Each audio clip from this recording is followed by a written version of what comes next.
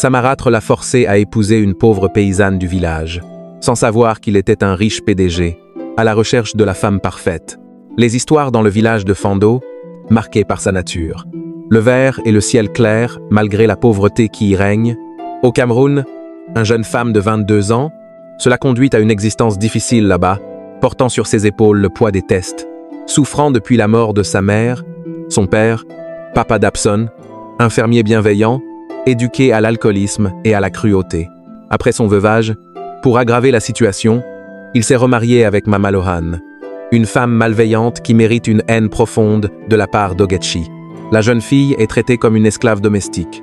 Elle doit cuisiner, chercher du bois, balayer et travailler dans les champs du lever au coucher du soleil, souvent sans recevoir de nourriture en retour.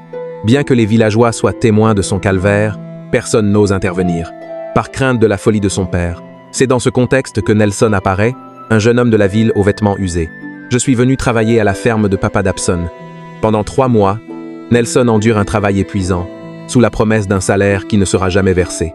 Lorsque Nelson réclame enfin ce qui lui est dû, Papa Dabson, en une seule rafale totale, lui propose des ogechi en guise de paiement au lieu d'argent. Malgré les supplications déchirantes de la jeune fille, son père et sa belle-mère l'ont expulsé sans remords. En ne voyant qu'une bouche de moins à nourrir, Ogechi quitte son village, avec ses maigres possessions, n'ayant que pour adieu, que les larmes de son petit demi-frère Gideon. Le trajet jusqu'à la ville est une épreuve de fatigue, et l'incertitude pour les Ogechi. Assis près de la fenêtre du bus, elle contemple le paysage qui défile, déchirée entre la douleur de quitter le seul, maison qu'on connaît, et la peur de ce qui l'attend.